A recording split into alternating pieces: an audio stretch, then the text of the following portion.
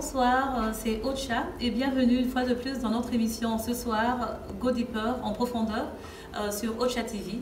Et ce soir, nous avons encore le plaisir d'avoir notre invité, le pasteur Marcel Mbouyamba de l'église Christ Notre Vie. Le pasteur Marcel fait sa deuxième apparition sur cette émission et nous avons vraiment le privilège de l'avoir encore ce soir. Bonsoir pasteur. Bonsoir Ocha. Vous êtes encore le bienvenu ce soir. Merci. Et merci encore d'avoir répondu à notre invitation. Je vous en prie. D'accord. Donc voilà. Nous allons encore parler, vous savez, avec nos différents thèmes concernant la spiritualité, la société, la sexualité et puis des questions ouvertes et aussi une partie de questions sur la curiosité pour mieux connaître notre pasteur. Et voilà. Mais ce sera différentes questions que nous aurons ce soir. Alors, pour commencer, pasteur, j'aimerais encore une fois que vous parliez brièvement de vous pour ceux-là qui vous voyaient pour la première fois. D'accord, merci beaucoup Ocha pour la parole. Bonjour, bonsoir aussi à tous ceux qui nous suivent en ce moment. Comme Ocha l'a dit, c'est le pasteur Marcel, depuis l'Afrique du Sud, pasteur à l'église Christ Notre Vie à Cape Town. Je suis marié, père de 2 enfants, 2 jolies filles, à ma femme Noëlla que je salue en passant également. Voilà. Très bien, nous saluons encore une fois de plus votre femme et vos enfants aussi ce soir. Merci. Alors, nous allons passer directement à notre première question, pasteur, et c'est sur la rubrique spiritualité. Voilà. Et notre première question est la suivante. Selon vous, qu'est-ce qu'un père spirituel devrait s'attendre d'un fils spirituel et vice-versa? D'accord, merci beaucoup pour la question. C'est une question très très importante. Mais avant que j'aille à répondre à la question, j'aimerais d'abord plutôt définir c'est quoi un père spirituel, parce que plusieurs personnes peuvent se demander c'est qui un père spirituel, c'est qui un fils spirituel. Vous savez, plusieurs personnes ont difficulté à accepter ce contexte parce qu'ils pensent qu'il n'y a qu'un seul père de nos esprits qui est Dieu. Parce que quand Christ parle de ça dans Matthieu 23, il dit n'appelez personne maître, n'appelez personne père, n'appelez personne chef. Et plusieurs personnes se tiennent sur ces mots de Christ. Alors je me dis, le Christ a parlé de 3 catégories, de chef, de maître et de père. Et la plupart des personnes ne s'arrêtent qu'au niveau de père. Donc je pense que quand le Christ parle de n'appeler personne père, il parle d'abord de la façon dont les pharisiens se comportaient. Ils aimaient les premières places, ils étaient orgueilleux, ils abusaient de leur autorité sur le peuple, ils abusaient de ceux qui étaient ignorants. Et Christ, parlant à ses disciples, comme pour leur enseigner, il leur dit de ne jamais vous mettre à la place de Dieu, de ne jamais aimer les premières places. Il leur dit d'être humble et à cause de ça, plusieurs personnes refusent cela. Mais quand on lit les lettres de Paul, comme on a dit la fois passée, Paul appelle Timothée son fils dans la foi. Donc, en d'autres termes, père spirituel est très très égal à père dans la foi, d'accord, parce qu'on a des pères biologiques. D'accord. Et bon, voilà un peu ce que je peux dire par rapport à ça. Bien sûr. Ce que je voudrais savoir en fait, c'est qu'est-ce qu'on devrait s'attendre en tant que fils spirituel d'un père spirituel, et aussi qu'est-ce qu'un père spirituel doit s'attendre de son fils spirituel. D'accord. Il est important qu'on divise les concepts. Alors, je pense qu'à un premier niveau, la plus grande responsabilité c'est au père, parce que c'est le père qui a plus d'expérience et il est celui qui doit être celui qui enseigne à son enfant comment découvrir sa destinée. Donc si je peux parler en cours, le père doit attendre d'un fils le respect, d'accord, l'obéissance, mais aussi la soumission. Parce que on le voit même dans les familles biologiques, quand le fils n'est pas soumis à son père, eh bien sa destinée ne sera pas glorieuse.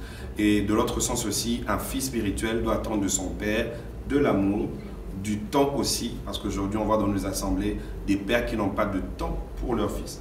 Donc le fils doit attendre de son père de l'amour, de l'affection, mais aussi le fils doit voir que le père a tout son temps pour pouvoir l'aider à atteindre la destinée que Dieu avait préparée pour le fils. En fait, il y a une question que nous avons reçue par rapport à cela. Et en fait, c'est un bien-aimé qui demande de savoir est-ce qu'il est impératif qu'un fils dans la foi ou un fils spirituel puisse s'aimer dans la vie du père sans que le père puisse aussi avoir à s'aimer dans la vie de son fils? Alors, je pense que pour toute personne qu'on considère comme père dans la foi, je pense qu'il est important et je pense qu'il est même impératif qu'un fils puisse s'aimer dans la vie de son père. Mais après, ça dépend de quel genre de sémence. Et aussi, de l'autre côté, le père doit s'aimer dans la vie de son fils.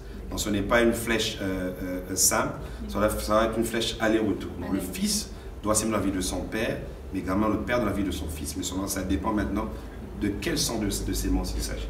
D'accord. Donc voilà. Et dites-moi un peu, comment est-ce qu'on peut choisir un père spirituel? Est-ce que vous pensez que c'est obligatoirement la personne qui vous a peut-être emmené dans la foi, à connaître Christ, ou vous avez aussi le droit de trouver un père spirituel qui peut être efficacement capable de vous orienter dans la foi? La question de savoir comment choisir un père spirituel est très complexe parce qu'il y a une petite confusion selon laquelle on pense que toute personne qui amène au Seigneur, c'est votre père. Cela n'est pas correct parce qu'on a dans les assemblées, par exemple, on a un pasteur dans l'église qui travaille avec des frères dans l'église et ils vont dehors pour l'évangélisation.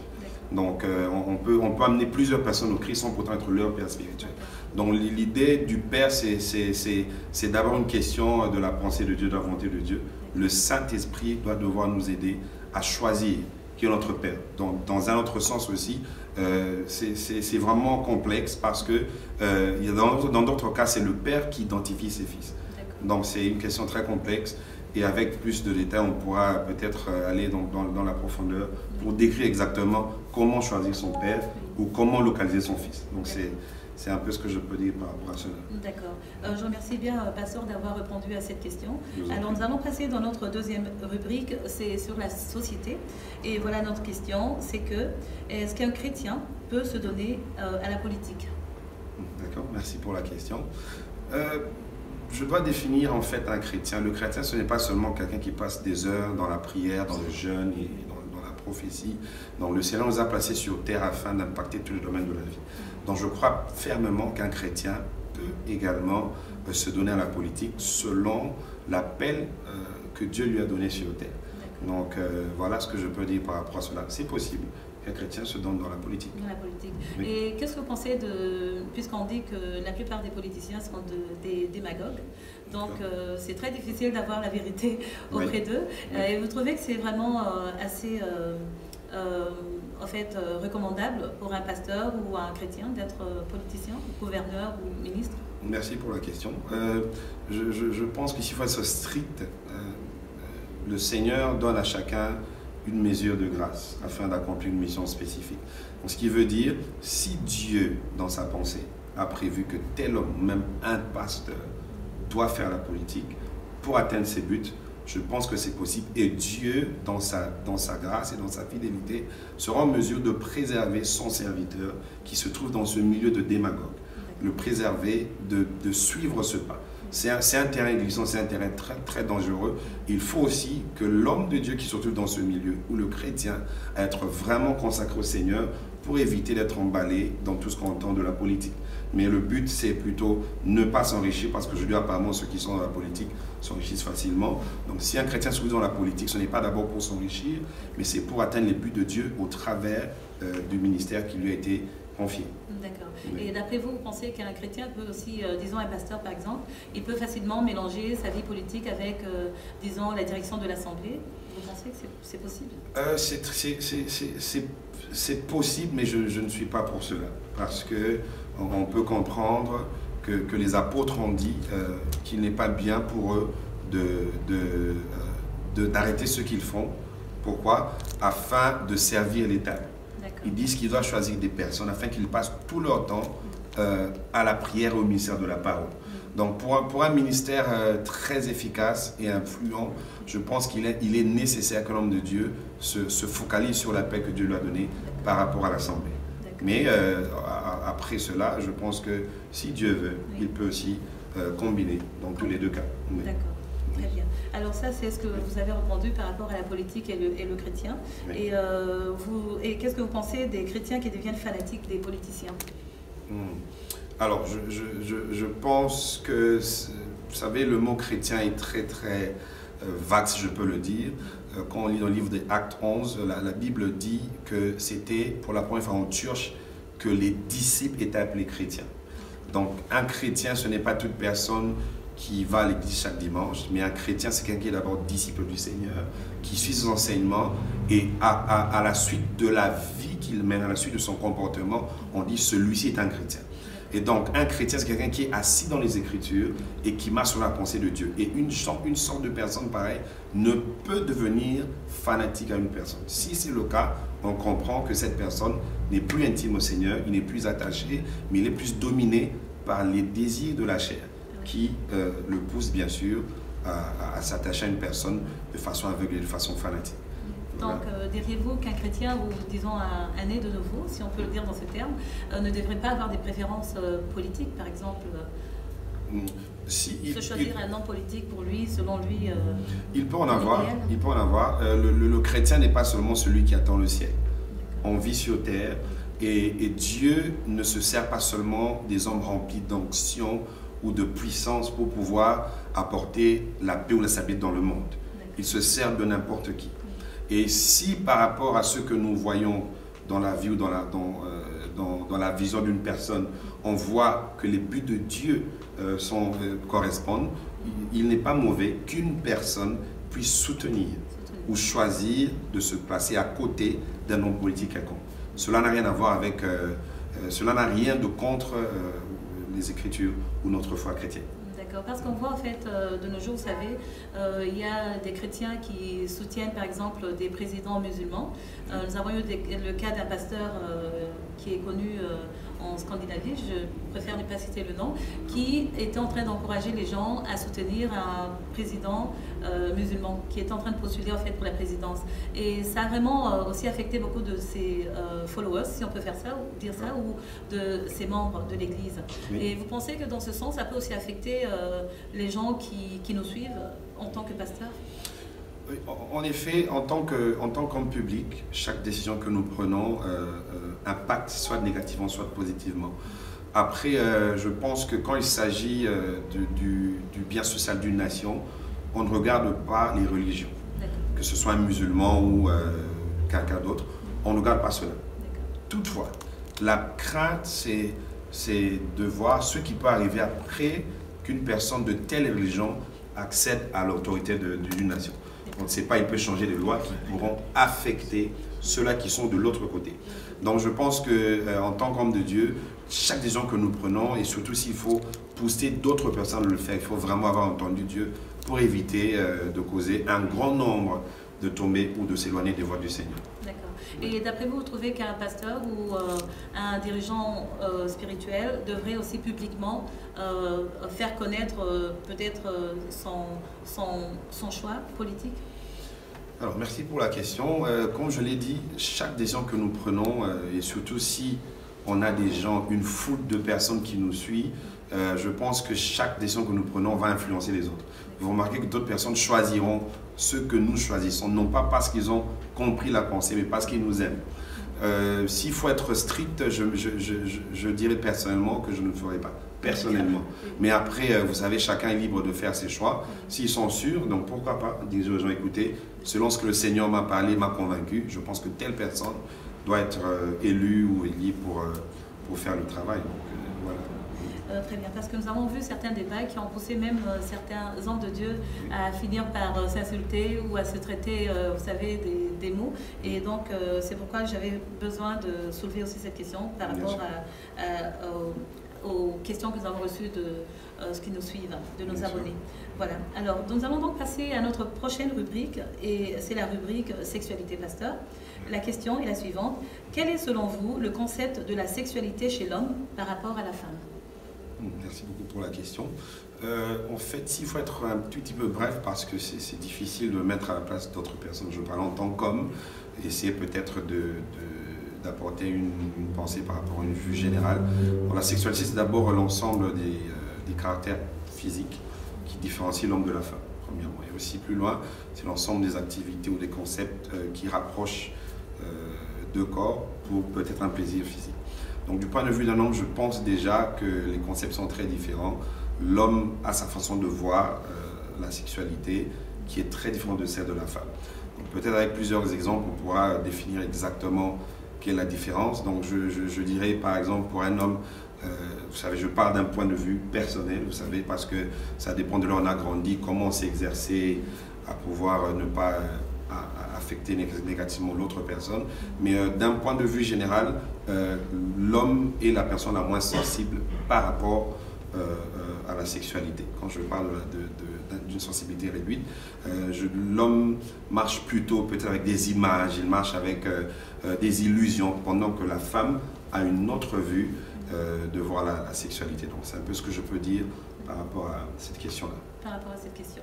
D'accord. Et voilà, donc d'après vous, est-ce que vous trouvez que ce serait recommandé peut-être à des jeunes gens de vouloir peut-être entretenir une relation amoureuse, même s'ils se disent, ils décident de ne pas se connaître mutuellement, sexuellement, mais est-ce que vous trouvez que c'est assez recommandable? Je pense qu'avoir une relation amoureuse dépend, hein, parce que en tant qu'humain, donc chaque personne est appelée à aller plus loin, peut-être dans le mariage. Donc ça dépend du temps. En tant que pasteur, je le recommanderai à ceux qui sont prêts. Vous savez, malgré le fait qu'on puisse dire qu'on restera, on va s'abstenir, mais quand il s'agit de la sexualité, plusieurs domaines interviennent. Je vous donne un exemple dans mon passé. Je parlais à une certaine dame, par exemple. Je lui parlais calmement. J'étais seulement galant, mais dans sa tête, elle se faisait des idées. Et le lendemain, vous revenez, elle vous dit, écoutez, si on pouvait patienter. Je ne me souviens pas lui avoir dit quelque chose du genre être rapproché. Donc, vous comprenez? Donc, on le recommande à ceux-là qui sont prêts, d'accord, et qui savent vraiment ce qu'ils veulent faire, mais aussi tout en les aidant par rapport aux Écritures, parce qu'on voit beaucoup de dégâts. On a vu, c'est pourquoi le Seigneur même dit qu'il faut fuir quand il s'agit par exemple de l'impudicité, parce que cela est tellement fort que des fois même nos stratégies ou nos abstinences peuvent être impuissantes face à cela. D'accord. En parlant de fuir, comment, disons un scénario par exemple où un homme se retrouve peut-être seul avec une femme dans un office, dans quelle mesure vous pensez qu'il peut fuir, quand vous dites que la Bible dit qu'il faudrait fuir l'impudicité? Alors, d'un point de vue chrétien, je pense que la fuite ne commence pas quand vous êtes face à l'obstacle, vous comprenez? Donc, c'est toute une vie, c'est toute une expérience, c'est toute une discipline. Donc, connaissant cette écriture, on doit s'attendre à tout. Donc, c'est d'abord dans la prière, dans la discipline, parce que ce n'est pas au moment où vous êtes dans l'obstacle que vous allez commencer à imaginer ce qu'il faut faire. Exactement. Donc, à ce moment-là, quand vous êtes face à l'obstacle, je pense qu'à moins que vous soyez face à une Jézabel, vous comprenez. Mais quand vous êtes face, admettons que c'est une sœur de l'église, vous allez lui rendre visite, vous êtes enfermé, peut-être qu'il y a un problème de transport dans l'église. Il est important, dans ce genre de situation en tant que chrétien, de garder une attitude pure, s'il faut même vous occuper dans la prière, si bien sûr il n'y a vraiment pas d'issue. Vous comprenez, peut-être qu'on peut être dans une salle très enfermée, que chacun est dans son coin pour éviter de pouvoir tomber dans la tentation. Donc c'est très important. Voilà. Et que diriez-vous des sœurs qui acceptent de coucher avec un homme pour leur prouver leur amour? Avant le mariage, bien sûr. Je pense que ces sœurs-là n'ont pas été bien enseignées. Premièrement, elles ne sont pas bien enseignées. Et deuxièmement, elles ne connaissent pas leurs valeurs. Parce que quand vous êtes prête à donner votre corps à un homme, juste parce que vous lui prouvez votre amour, c'est que vous avez peur peut-être qu'il puisse vous abandonner. Et s'il y a déjà une peur qu'une personne vous abandonne, cela est signe déjà que cette personne n'a pas été faite pour vous. Donc je pense que c'est un problème d'éducation aussi, mais aussi de discipline dans la façon dont on est enseigné par rapport aux Écritures. Voilà. Vraiment, notre pasteur a été vraiment bref et direct ce soir. Donc, nous remercions encore pour d'avoir répondu à ces questions. Nous allons passer à la prochaine rubrique, et c'est la rubrique questions ouvertes. Et voilà. Donc, pour cette rubrique, voici la question. Est-ce qu'un pasteur célibataire peut diriger une église? D'accord. Très, très bonne question. Merci également, Tcha. Je pense que la question de la direction d'une église n'est pas question de votre statut marital. La Bible dit qu'avant que tu ne sois né, je t'avais établi. Donc je pense que voir l'état marital n'est vraiment pas un critère, parce que c'est Dieu qui appelle d'abord, d'accord, et il l'équipe. Parce qu'en lisant le livre de Matthieu, quand Christ parlait du fait qu'on ne peut répudier une femme que s'il y a adultère, les disciples ont dit, si c'est comme ça, il est mieux de ne pas se marier. Christ leur a dit, il y a pratiquement 3 catégories de personnes. Il y a ceux qui sont nés eunuques, c'est-à-dire des personnes qui sont supposées ne pas être en mariage, c'est-à-dire dès la naissance. Il y a une deuxième catégorie de personnes qui eux-mêmes se sont fait eunuques, ils se sont mis à part pour Dieu. Et troisièmement, il y a ceux-là que les hommes ont rendus eunuques. Ce qui veut dire, si ce pasteur qui est célibataire est depuis la naissance supposé ne pas se marier, donc cette personne, parce qu'il a l'appel de Dieu, il peut bien conduire une église. Parce que c'est Dieu qui lui donne la capacité et Dieu lui donne la sagesse de gérer différents problèmes qui seront dans l'église par rapport au couple. D'accord. Et que pensez-vous de ces communautés où nous voyons les pasteurs être demandés de ne pas se marier pour servir fidèlement dans l'église? On leur demande de ne pas se marier. Tout à fait. Alors, par le visionnaire. D'accord. Alors, je pense que c'est ce que j'ai dit avec l'exemple de Christ. Donc, il y a des gens qui se sont dans cette situation parce que leurs dirigeants leur ont forcé de faire ces choses. Toutefois, si cela est dans la pensée de Dieu et qu'ils peuvent bien se discipliner, je pense que c'est important, oui, c'est une bonne chose. Toutefois, le danger est que quand vous forcez une personne de faire ce à quoi elle n'est pas appelée, il fera des choses en cachette. Donc devant tout le monde, on montre une personne qui n'est pas mariée, qui n'approche pas des femmes, mais en cachette, ce sont des personnes, pour la plupart des cas, qui font des choses énormes, mais qui sont secrètes. Donc si je peux le dire clairement, moi je ne le recommanderais pas, à moins que le Seigneur nous le dise clairement. Donc c'est ce que moi je dirais par rapport à cela. Par rapport à cela. Oui. D'accord. Et est-ce que vous pensez que lorsque vous êtes peut-être un pasteur ou un frère dans l'église, c'est obligatoire d'avoir la permission de son visionnaire, de son pasteur, avant de se marier, ou peut-être juste avoir un conseil? Qu'est-ce que vous diriez par rapport à ça? De par mon expérience avec les erreurs que j'ai commises, j'étais sous l'action de mon pasteur, sans lui aviser, j'ai tenté dans des relations. Mais c'était une erreur parce que lui qui connaissait, c'est dans le cas où par exemple la sœur est dans l'église, lui connaissait l'état de toute personne, il connaissait en fait qui est la bonne personne pour moi. Et c'était une erreur de ma part. Et par rapport à cela, je pense qu'il est important qu'un disciple ou un enfant de Dieu, pas demander la permission, mais il doit aviser et exprimer à son père spirituel, son père dans la foi, ses désirs de pouvoir s'engager. Et dans ce sens-là, le père dans la foi ou le dirigeant pourra guider ce dernier pour lui permettre de faire un bon choix ou le préparer en fait à l'étape dans laquelle il veut entrer. D'accord. Et mettez-vous peut-être à la place du pasteur. D'ailleurs, vous êtes pasteur. Oui. Qu'est-ce qui arriverait si, par exemple, vous parlez à une sœur, parce que les sœurs aussi sont bien comprises, bien sûr, bien qu'on sont des frères, mais c'est aussi le même qu'avec les sœurs pour se marier, n'est-ce pas, demander l'avis du pasteur. Et en tant que pasteur, qu'est-ce que vous sentez lorsque vous avez donné un conseil à un frère ou à une sœur d'éviter, par exemple, une certaine relation, mais il continue avec la personne, voilà. Alors, premièrement, c'est un sentiment, si je peux dire, de douleur qu'on ressent, du fait qu'on a été rejeté, on n'a pas été considéré en tant que père. Mais après, on comprend que les sentiments qui guident certains jeunes sont tellement forts que des fois, ils ne sont pas en mesure de voir ce que nous voyons. Oui. Avec l'expérience, on peut voir loin, mais eux ne le voient pas. Et des fois, ils s'engagent et pour à la fin se cogner contre le mur. Et quand ils reviennent, c'est là qu'on peut leur expliquer et essayer de les aider à ne plus commettre la même erreur. Mais ça fait mal en fait qu'on ait en donné un conseil, que cela ne soit pas suivi. D'accord. Et pour revenir à la question que j'avais posée dans cette rubrique, j'aimerais juste aussi épingler quelque chose. Est-ce que vous avez peut-être des petits points à épingler pour, n'est-ce pas, donner des conseils aux hommes de Dieu qui sont célibataires et qui dirigent l'Église? À quoi ils devraient s'attendre comme danger qui pourrait être apparent par rapport à leur état célibataire? Merci pour la question. En effet, en tant qu'homme de Dieu, déjà qu'on voit des choses horribles arriver, pour ceux qui sont mariés, on peut voir, et surtout selon le plan du diable, on voit, malgré les pasteurs qui sont mariés, on voit toujours des sœurs qui viennent autour, qui pensent que la maman pasteur n'est pas supposée être là. Ils pensent que c'est elle qui devait. Elles amènent des cadeaux et tout. Mais dans un sens, la femme est une protection.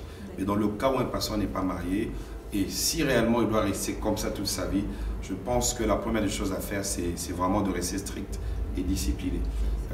On est homme, on doit manifester l'amour, on doit manifester la compassion, toutefois il y a des limites. Et surtout, ne pas avoir de contact physique avec la plupart des sœurs, parce que les sœurs sont tellement sensibles. Des fois même, pour une simple embrassade, il y a déjà des idées qui peuvent monter, et surtout si on sert Dieu dans la vérité, si on est vraiment très présentable. Donc il est important d'abord de se discipliner et d'être vraiment strict, mais aussi éviter, bien entendu, d'avoir des moments seuls avec les sœurs, ou même, non pas seulement les sœurs, même les femmes mariées qui sont toujours autour de nous. Très important, mais aussi après, il y a une vie de consécration, prière et de lecture de parole pour être avisé par le Seigneur.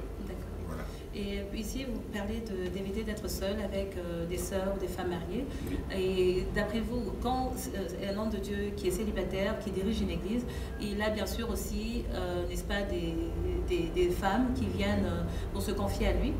Dans ce cas, qu'est-ce qu'il devrait faire? Est-ce qu'il devrait les confier à une maman de l'église, ou est-ce qu'il devrait les confier à quelqu'un d'autre pour gérer ce genre de situation, ou bien il doit être en mesure de faire face à cela? Alors, dans ce genre de situation, je pense que si l'homme est vraiment seul et qu'il y a un cas assez délicat, surtout s'il s'agit des problèmes assez sensibles que lui seul doit entendre et non pas les collaborateurs, je pense qu'il y a des heures spécifiques où il faut établir des rencontres. C'est-à-dire, toute l'église doit savoir que, par exemple, chaque mardi, on reçoit de 15h à 18h. Et tout en sachant qu'il y a un protocole qui est à la porte, par exemple, parce qu'il y aura des moments où vous devez être dans l'office, peut-être la porte fermée, mais il faut se rassurer qu'il y a quelqu'un à la porte, par exemple, même si la personne n'est pas proche, mais la personne qui est dans l'office doit se rassurer, ah, il y a quelqu'un ici. D'où c'est déjà un garde-fou pour éviter de donner l'accès à ces personnes qui seraient tentées et qui oseraient aller plus loin. D'accord. Oui. Merci encore une fois, pasteur. Alors, nous avons presque fini l'émission. Je vais juste retourner pour une question que j'avais omise de poser. C'est par rapport à la spiritualité. Oui. Lorsque nous avons parlé de ce qu'attendrait un père spirituel par rapport à son fils. Alors, c'est un homme de Dieu qui m'a posé cette question de savoir, pour ces gens qui ont tendance à louer des pères spirituels qu'ils trouvent à la télévision. Donc voilà, ils choisissent des pères spirituels qui sont connus, mais qui ne les connaissent pas. Qu'est-ce que vous pensez de ce genre d'attitude? Alors je pense que ce genre de personnes déjà sont, si je peux dire, permettez-moi le terme, ce sont des rebelles qui ne veulent avoir personne comme autorité directe afin de les guider ou de les reprendre quand ça ne marche pas. D'accord? Et deuxièmement, ce sont des personnes qui sont complexées, qui ne savent pas la définition d'un père spirituel. Je pense que, comme je l'ai dit la fois passée, ce n'est pas toutes personnes qui sont dans nos assemblées qui sont nos fils ou ne sont pas le père de tous, parce que je pense qu'il doit y avoir une relation intime. Quand je dis intime, il doit y avoir un contact permanent entre le père et le fils. Et c'est un danger déjà pour ceux qui se disent avoir des fils partout au monde sans connaître exactement ce qu'ils font. Parce qu'à la fin, Christ posera des questions. On doit rendre compte des personnes qu'il a déposées entre nos mains. Donc, la relation père et fils doit vraiment être un contact direct. On doit se connaître. Donc, ceux qui le font ne connaissent pas la définition, ils ne savent pas ce qu'ils font. Ils sont des rebelles et sont complexés. Ils veulent uniquement la gloire au lieu de vivre la pensée du Seigneur Jésus-Christ.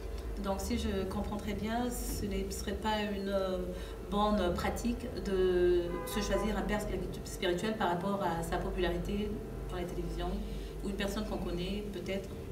Ce n'est pas correct. En effet, à moins que cette relation aille plus loin, donc vous commencez par cette popularité, mais à moins que vous alliez très loin et vous contactez la personne et vous soyez en contact.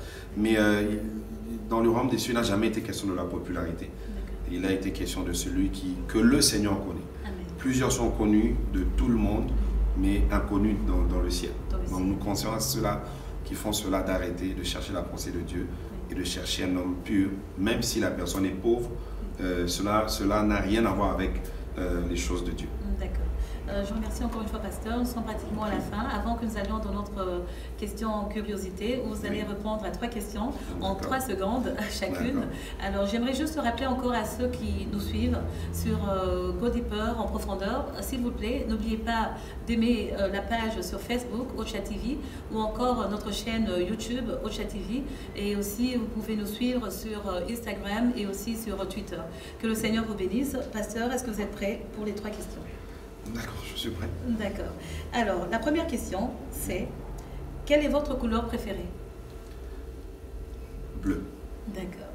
Et la deuxième question, voilà. Alors, voilà la deuxième question. En tant qu'enfant de Dieu, excusez-moi, c'est plutôt en tant qu'enfant, avez-vous eu un secret que vous n'avez jamais dit à vos parents? Non.